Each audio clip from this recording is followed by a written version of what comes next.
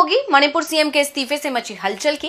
दिल्ली में नई सरकार के गठन की तेज हुई कोशिशों की। जानेंगे महाराष्ट्र चुनाव में हुई धांधली को लेकर कैसे फंसा चुनाव आयोग। पीएम मोदी के बयान पर तेजस्वी यादव ने दिया क्या जवाब। देखेंगे दिल्ली में मिली जीत के बाद आपको कहां देनी पड़ेगी बड़ी परीक्षा। और बुलेटिन के आखिर में बात पाकिस्तान में बढ़ते सियासी संकट की। लेकिन दिन भर की तमाम बड़ी खबरों से पहले एक नजर आज की सुर्खियों पर। बेंगलुरु में एयर इंडिया की शानदार शुरुआत। चीफ एयर मार्शल के साथ सेना प्रमुख ने भी तेजस से भरी उड़ान। 14 फरवरी तक चलेगा ये कार्यक्रम।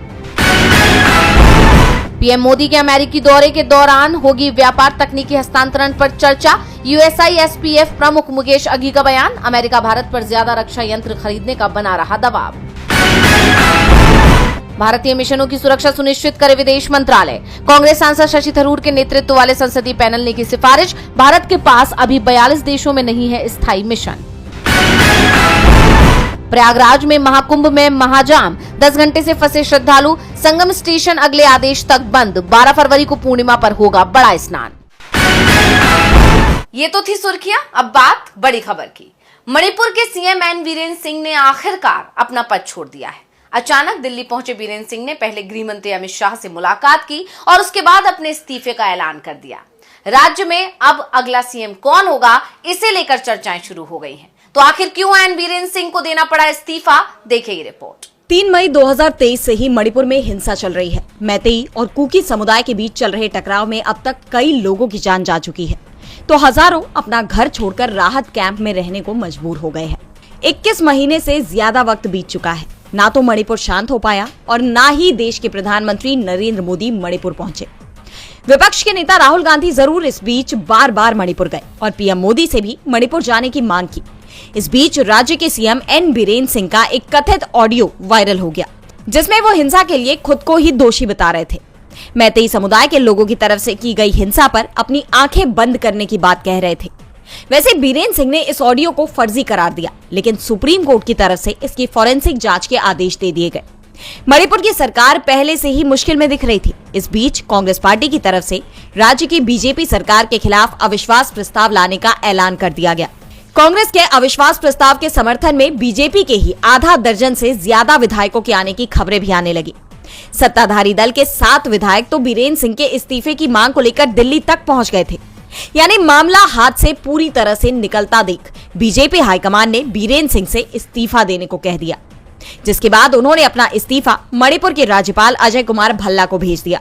अपने इस्तीफे में बीरेन सिंह ने कहा कि मैं केंद्र सरकार का बहुत आभारी हूं। उन्होंने समय पर कार्रवाई की, मदद की और विकास के काम किए। हर मणिपुरी के हितों की रक्षा के लिए कई परियोजनाएं भी चलाई।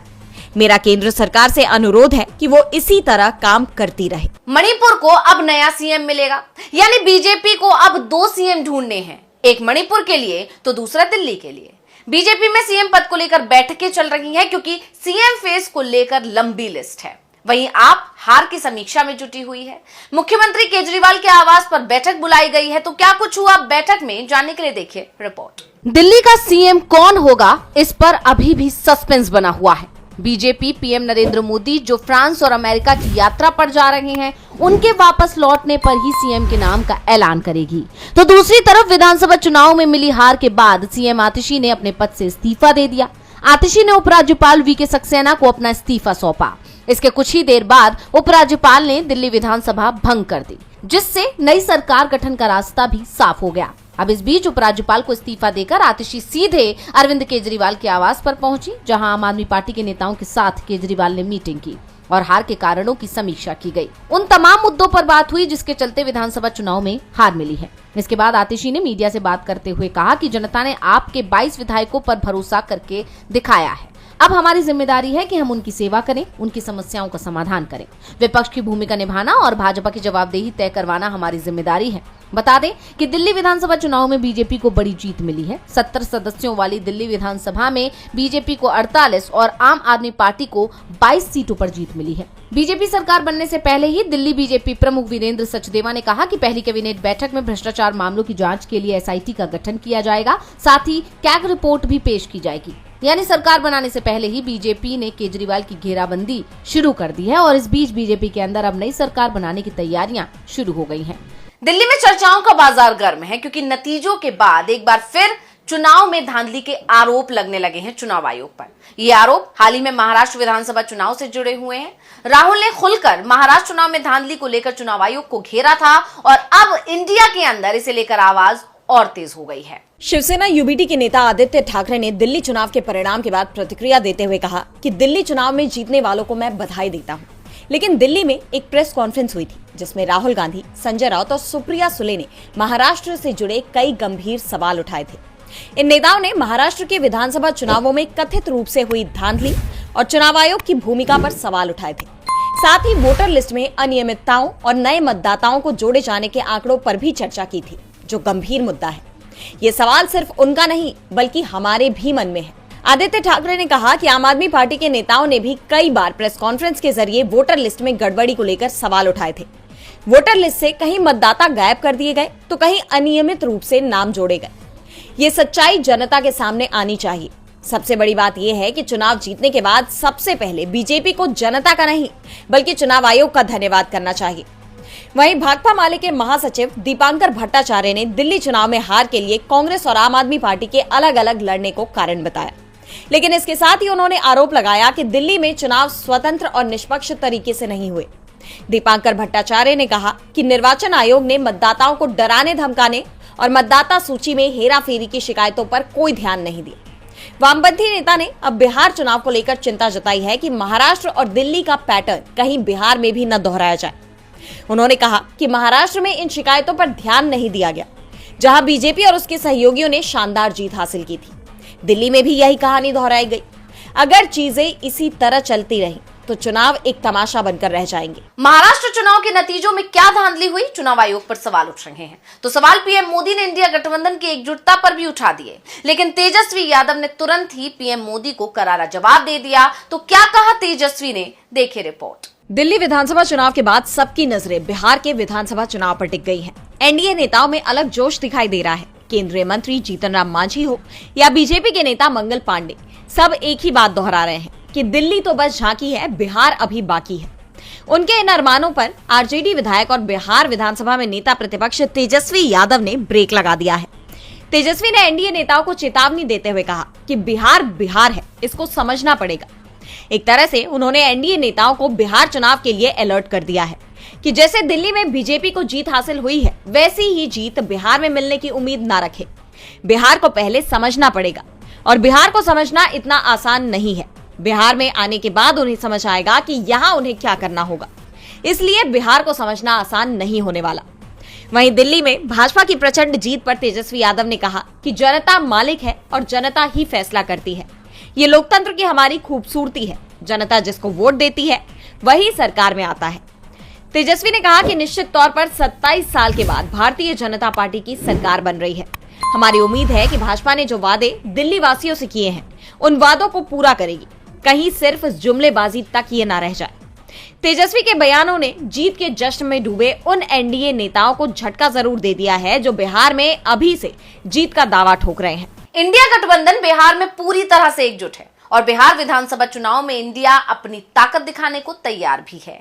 लेकिन उससे पहले गुजरात निकाय चुनाव में इंडिया की बड़ी परीक्षा होने वाली है। गुजरात की 66 नगर पालिका और एक नगर निगम जूनागढ़ में चुनाव हो रहा है और यहाँ कांग्रेस और आम आदमी पार्टी की साख दांव पर है, तो बीजेपी भी मुश्किल में दिख रही है। आम आदमी पार्टी के दिल्ली में सत्ता से बाहर होते ही उसकी पंजाब सरकार के सुरक्षित रहने पर सवाल उठने लगे हैं। लेकिन पंजाब से पहले आपकी परीक्षा मोदी के गढ़ गुजरात में होने वाली है। गुजरात में जूनागढ़ नगर निगम के साथ 66 नगर पालिका और 3 तहसील पंचायत के चुनाव हो रहे हैं। चुनाव आयोग ने 2178 सीटों के लिए चुनावों का ऐलान किया है। इसमें बीजेपी 68 नगर पालिकाओं में कुल 196 सीटों पर चुनाव से पहले ही निर्विरोध जीत हासिल कर चुकी है। ऐसे में आपके सामने अब बाकी सीटों पर मजबूती से लड़ने की चुनौती है। आपको बता दें कि गुजरात में स्थानीय निकाय चुनावों के लिए कांग्रेस ने कुल 1600 उम्मीदवार मैदान में उतारे हैं।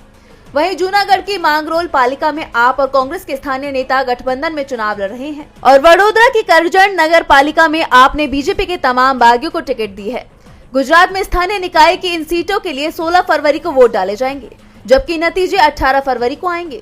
दिल्ली में आपकी हार के बाद गुजरात की आगे की राजनीति के लिए स्थानीय निकाय के चुनावों को अहम माना जा रहा है, क्योंकि इसके बाद ग्राम पंचायत और फिर अगले साल की शुरुआत में बड़ी नगर पालिकाओं के चुनाव होंगे।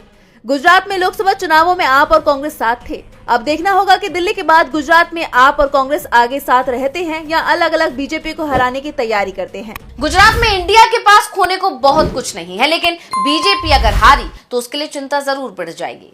दिल्ली चुनाव में मिली जीत का उत्साह फीका पड़ जाएगा।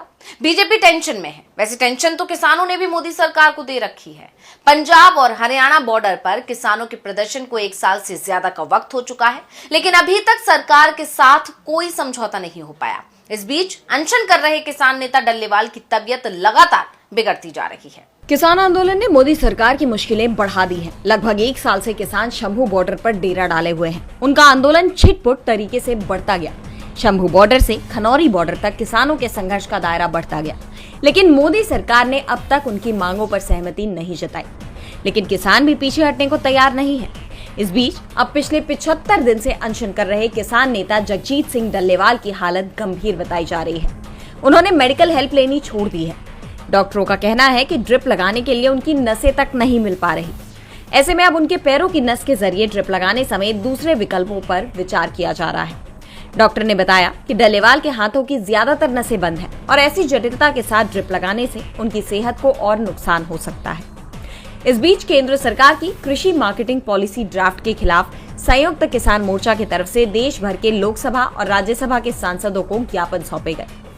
दरअसल इस बार के केंद्रीय बजट ने किसानों की सारी उम्मीदों पर पानी फेर दिया। जो किसान एमएसपी की कानूनी गारंटी, कर्ज माफी जैसी अपनी मांगों को लेकर प्रदर्शन कर रहे हैं, इस बजट में भी उन्हें निराशा ही हाथ लगी, जिस पर अब किसानों ने महापंचायत बुलाई है। 14 फरवरी को केंद्र सरकार के साथ किसान संगठनों की बैठक होनी है। इससे पहले आंदोलनकारी किसानों ने 3 महापंचायत बुलाई है। 11 फरवरी को किसान फिरोजपुर एसएसपी कार्यालय के बाहर प्रदर्शन करेंगे। इसी दिन रतनपुरा मोर्चा में महापंचायत होगी। 12 फरवरी को खनौरी और उसके अगले दिन शंभू बॉर्डर पर महापंचायत होगी। अब इस महापंचायत में किसान किस फैसले पर पहुंचेंगे, ये तो आने वाले वक्त में साफ हो जाएगा। लेकिन फिलहाल ये तय है कि मोदी सरकार की चिंता बढ़ने वाली है। और बुलेटिन के आखिर में बात करेंगे पाकिस्तान की। पाकिस्तान की सियासत में लगातार टकराव बना हुआ है। जेल में बंद पूर्व प्रधानमंत्री इमरान खान की पार्टी लगातार प्रदर्शन कर रही है। इस बीच इमरान खान ने सेना प्रमुख को पत्र लिखा है। तो क्या कहा है इमरान खान ने, देखिए रिपोर्ट। पाकिस्तान के पूर्व पीएम इमरान खान ने जेल से देश के सेना प्रमुख असीम मुनीर को चिट्ठी लिखी है। उन्होंने अपने साथ जेल में दुर्व्यवहार का आरोप लगाया है। इसके साथ ही उन्होंने सेना की राजनीति में दखल को गलत बताते हुए इसे रोकने की मांग की है।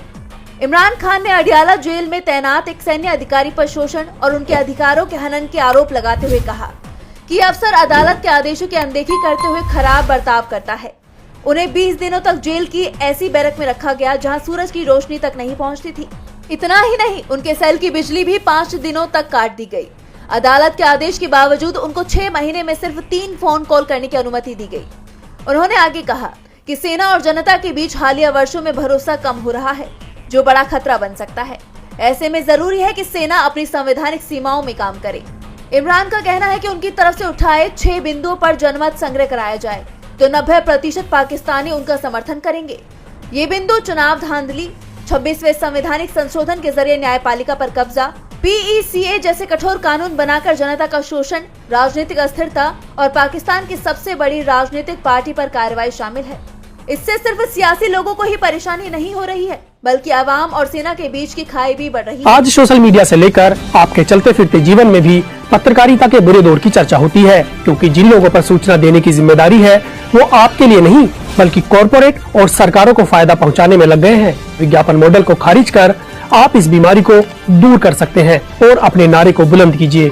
मेरे खर्च पर आजाद है खबर।